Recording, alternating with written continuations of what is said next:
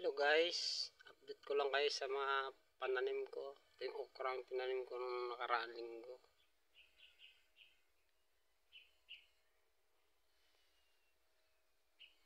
Yan na po siya, yan. 3 weeks na po ito. Yan. Malapit na po itong magbunga.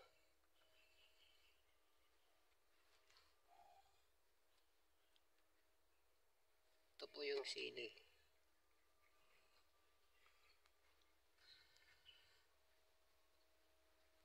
Yan. Malapit na magbunga yan. Kung titingnan nyo tong isa, may bulaklak na. Ayan o.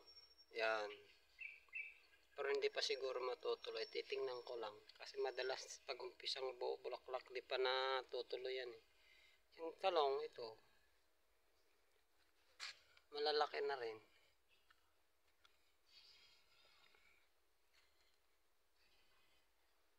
Tapos meron akong binudbud na yung kamatis. Ito ay biday. Magpitas ngayon ako guys ng sili. Kasi kinain na ng mga ibon, yan o. Tingnan nyo ito. Yan o. Naglaglagan na yung iba.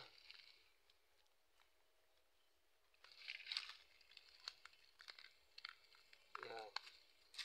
Kunin na natin ngayon yung pwede nang kunin kasi sayang.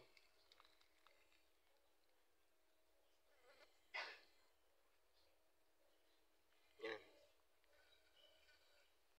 Yan o. Marami po ito. Update ko lang din po kayo sa sa palang o sigarilyas kung yan, namulaklak na po guys, yan o. Ang dami ng bulaklak. Ayan o, yan, mga bulaklak nyo. Survivor po ito, yung natira to nung kasagsagan ng tag-init. Yan, namumulaklak na siya.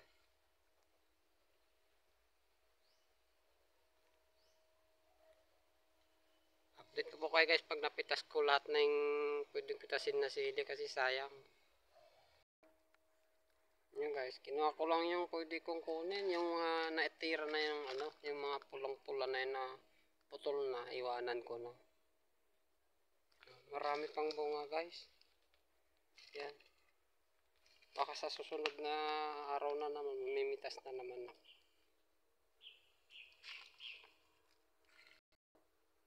Ayun dito guys, kinunan ko na rin.